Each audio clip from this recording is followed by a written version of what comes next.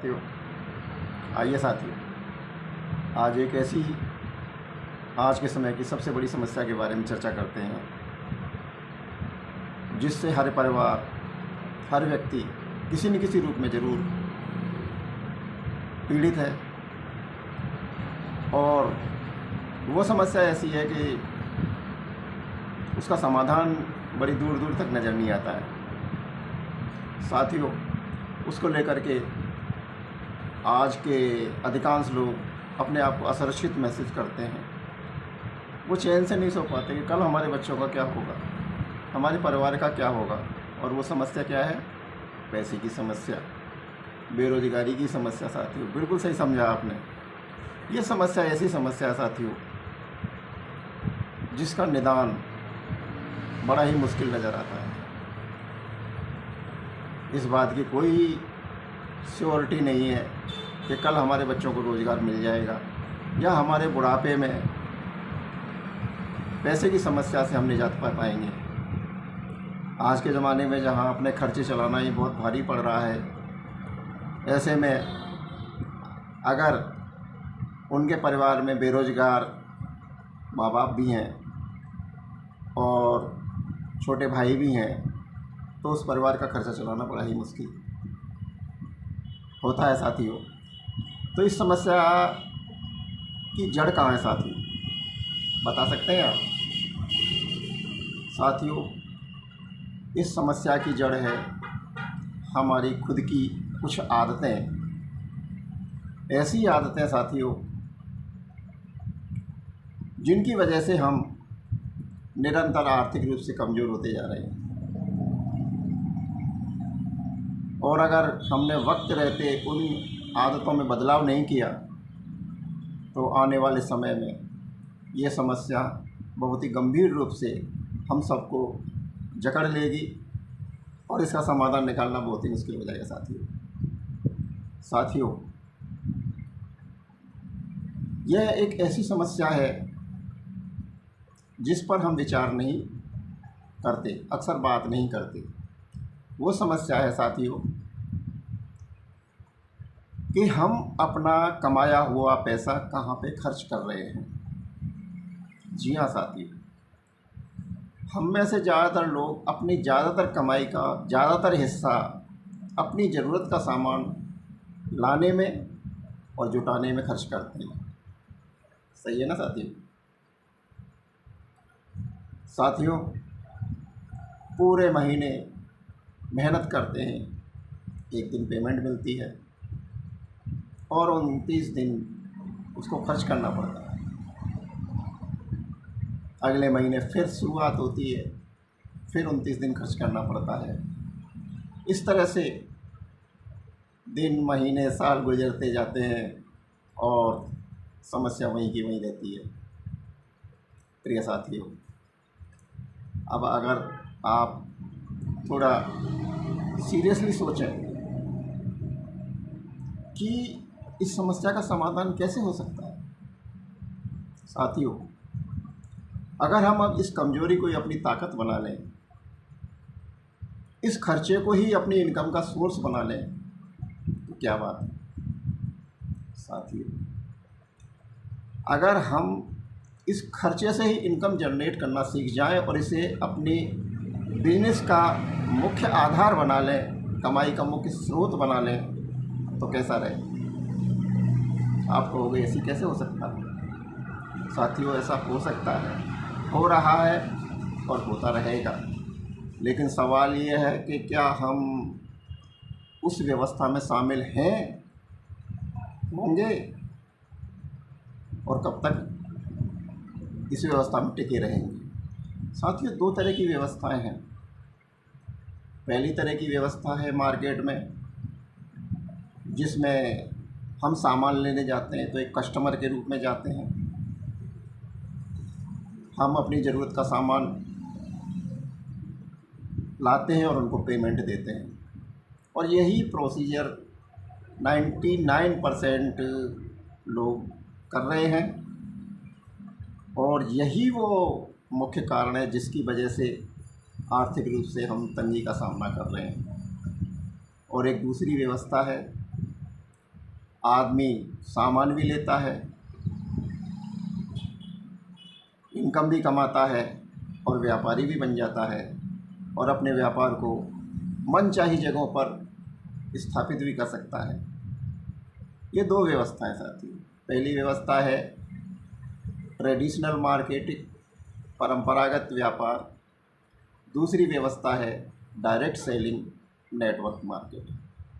साथियों, इन दो तरह की व्यवस्थाओं को हम सबको बहुत ही सीरियसली और बहुत ही गंभीरता से समझने की, जानने की ज़रूरत है। तो साथियों, आज की इस चर्चा में हम सबसे पहले ट्रेडिशनल बिजनेस मार्केट व्यवस्था के बारे में बात करते हैं। साथियों, जब से देश आज़ाद हुआ है तब से लेके आज तक ट्रेडिशनल मार्केट व्यवस्था से ही हम सब सामान ले रहे हैं। हम में से ज़्यादातर लोग कहाँ जाते हैं? दुकान पर, किराने की दुकान पर, अपने यहाँ की रिटेलिंग शोरूम पर, जहाँ पे दुकानदार हमें सामान देते हैं। अब एक चीज़ बताइए साथी, वो दुकानदार कहाँ से सामान लाता है? आप कहेंगे होलसेलर से। बिल्कुल ठीक। क्या होलसेलर वो सामान बनाता है? नहीं, होलसेलर भी सामान लाता है डिस्ट्रीब्यूटर से। तो क्या डिस्ट्रीब्यूटर सामान बनाता है? नहीं, वो डिस्ट्रीब्यूटर भी सामान नहीं बनाता है। वो प्रोडक्ट एजेंट से लेके आता है। तो क्या एजेंट प्रोडक्ट बनाता है? नहीं साथी, एजेंट भी प्रोडक्ट नहीं बनाता है। एजेंट्स प्रोडक्ट लेके आता है कंपनी से और कंपनी प्रोडक्ट बनाती है। जब कंपनी प्रोडक्ट बनाती है तो कंपनी के प्रोडक्ट को ख़रीदेगा कौन? कस्टमर, ग्राहक। तो उसको पता कैसे पड़ेगा कि कंपनी ने ये नया प्रोडक्ट बनाया है? इसके लिए साथियों, कंपनी किसी सेलिब्रिटी के माध्यम से विज्ञापन कराती है, जो अखबारों में, मोबाइल पर, टीवी में, पिक्चर हॉल से, अखबार, सब चीज़ों में आते हैं और हम देखते हैं अक्सर। और जब लोगों को पता पड़ता है तो उनके अंदर एक उमंग जगती है, एक पता पड़ता है कि नया प्रोडक्ट बाज़ार में आने वाला है। तो साथियों, ये एक चेन बनी हुई है, पूरी श्रृंखला बनी हुई है, यानी रिटेलर, होलसेलर, डिस्ट्रीब्यूटर, एजेंट और विज्ञापनकर्ता और कंपनी। ये सारे प्रोडक्ट को विभिन्न तरीक़ों से गुजारते हुए, विभिन्न चरणों से गुजारते हुए ग्राहक तक पहुंचाते हैं। अब एक बात बताइए साथियों, क्या ये सारे लोग फ्री में काम करते हैं? क्या इन्होंने जो दुकानें, जो शोरूम खोल रखे हैं, क्या ये परोपकार करने के लिए खोल रखे हैं या पैसा कमाने के लिए खोल रखे हैं? आप कहेंगे पैसा कमाने के लिए। तो साथियों, इनको पैसा देता कौन है? साथियों, यही वो पॉइंट है जिस पर हमें गहराई से विचार करना है। साथियों, इसका एक रूल है, कंपनी प्रोडक्ट बनाती है 50% में, अपना प्रॉफिट भी इसमें उसका मार्जिन होता है। फिर वो विज्ञापन करवाती है एजेंट, डिस्ट्रीब्यूटर और रिटेलर के माध्यम से, लास्ट स्टेज पर रिटेलर तक वो प्रोडक्ट पहुंचाती है। तो इन सब का कमीशन जोड़ करके उसकी एक रेट तय की जाती है, जिसे अधिकतम खुदरा मूल्य या एमआरपी कहते हैं। और उस एमआरपी पर ग्राहक को प्रोडक्ट मिलते हैं, सामान मिलता है। 50% कंपनी ने ले लिया और 50% और जोड़ दिया, यानी डबल। मतलब हर सामान जो बाज़ार से ग्राहक लेता है वो उसकी लागत रेट से डबल रेट में मिलता है। तो कि इसमें नुकसान क्या है भाई? थोड़ी गहराई से सोचो। कोई चीज़ कंपनी ने 500 रुपये की बनाई और इस चेन के माध्यम से वो ग्राहक रिटेलर तक पहुंची, रिटेलर ने ग्राहक को दी, तो उसकी कीमत हो जाएगी 1000 रुपया, यानी दूनी रेट। उदाहरण को और अच्छी तरह समझें। मान लो हमारे पिताजी ने पूरी लाइफ में 1 करोड़ का सामान खरीदा, तो साथियों उसकी आधी रेट 50% यानी 50 लाख रुपए उन्होंने इस चेन को, इन दुकानदारों को, इस व्यवस्था को दे दिए। अगर उनके ज़माने में ऐसी कोई व्यवस्था होती कि ये पैसे बच जाते और आज हमारे बैंक अकाउंट में होते, तो आज 50 लाख रुपए हमारी बैंक अकाउंट में होते। लेकिन उस समय कोई ऐसी व्यवस्था नहीं थी और आज भी 99% लोग पुरानी व्यवस्था से सामान खरीद रहे हैं। तो हम सब इसी तरह से उस प्रोडक्ट की डबल रेट दे करके सामान ले रहे हैं। आया नुकसान समझ में?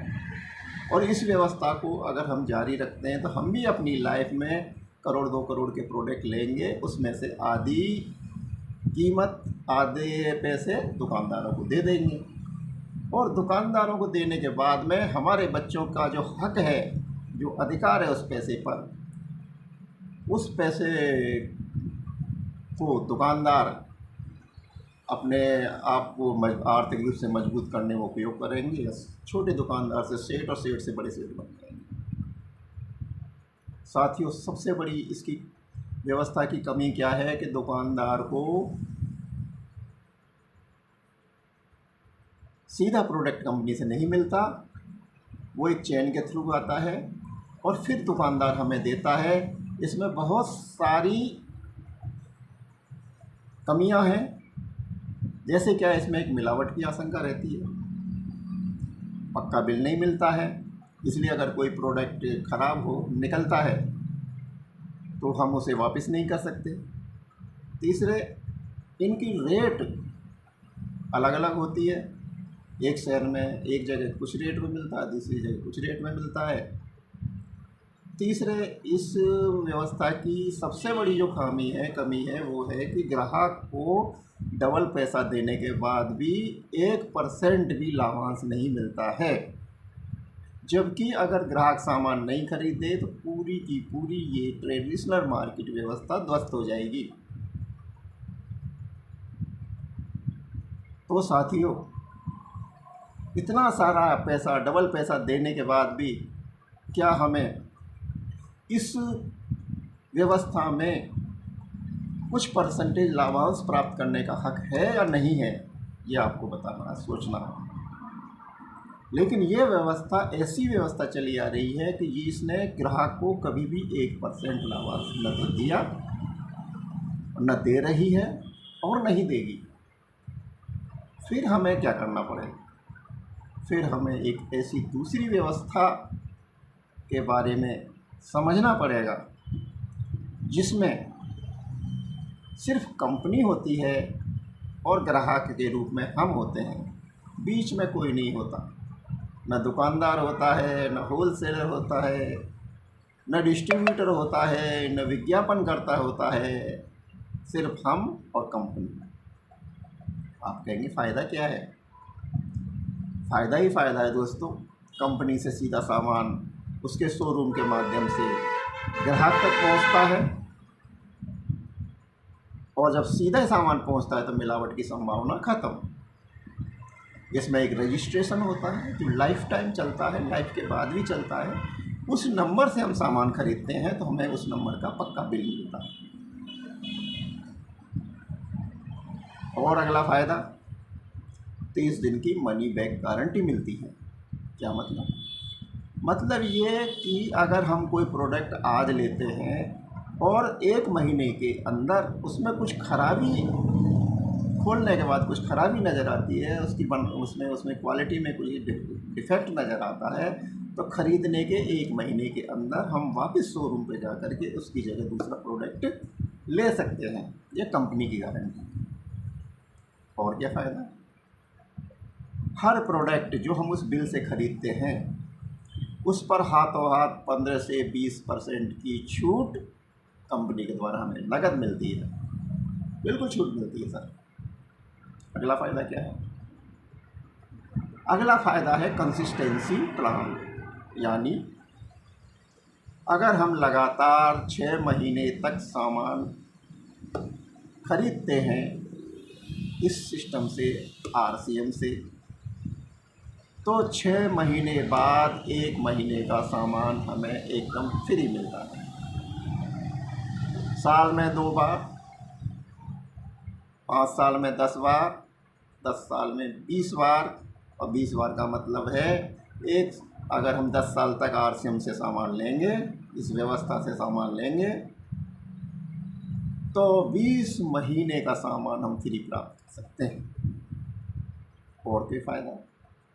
और ये फ़ायदा है साथियों कि हम सामान खरीदने के साथ साथ में सामान को बेच भी सकते हैं, रिटेल कर सकते हैं, और ऐसा काम करने वालों लोगों की टीम बना सकते हैं, और टीम के माध्यम से बहुत से लोगों तक ये सामान पहुंचा सकते हैं, जिससे उनको एक शुद्ध सामान मिलेगा, और ये सारी जो सुविधाएं हैं, जो लाभ है, वो भी मिलेंगी।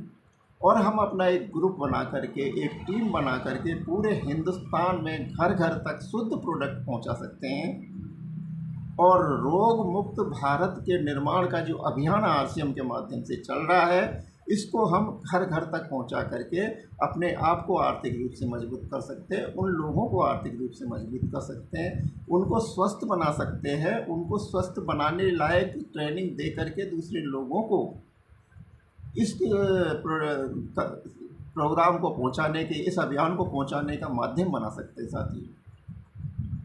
अब आप सोचिए साथियों, अगर हमारे द्वारा खरीदे गए सामान को हम यूज करके, इसे खरीदे हुए सामान को रिटेल करके, और इस रिटेल करे हुए सामान के एक अपनी टीम बना करके, अपना एक संगठन बना करके, उसके माध्यम से खरीद करके हम 50% लाभांश प्राप्त कर सकते हैं। मतलब हमारे द्वारा जो बिजनेस किया जाएगा, जो मतलब जो अभियान के तहत रिटेलिंग किया जाएंगे प्रोडक्ट, उसका 50% लोग पैसा हम लोगों में बटेगा। सोचिए, अगर हम 2 साल के अंदर 1000 लोगों की टीम बना लेते हैं, और 1000 लोग 2000 रुपये का भी सामान रिटेल करते हैं 1 महीने तक, तो कितने का होगा? और उसका 50% पैसा हम लोगों में बटेगा। तो हमारी बेरोजगारी और हमारी आर्थिक समस्या सुलझेगी कि नहीं सुलझेगी? दूसरा, 100% शुद्ध प्रोडक्ट गारंटी के साथ मिलते हैं, मिलावट का कोई खतरा नहीं। जब मिलावट का ही खतरा नहीं है, तो हमारे अंदर जो भी खाद्य पदार्थ जाएंगे, उनमें बीमार करने की जो अभी समस्या है, वो ख़त्म अपने आप हो जाएगी। इसके बहुत से लाभ हैं साथी, ऐसे लाभ हैं जो हमारी ज़िंदगी को 360 डिग्री पर एकदम चेंज कर सकते हैं। उन सब की चर्चा करेंगे हम अगले प्रोग्राम में। आज बस यहीं तक। धन्यवाद साथियों। जय RCM।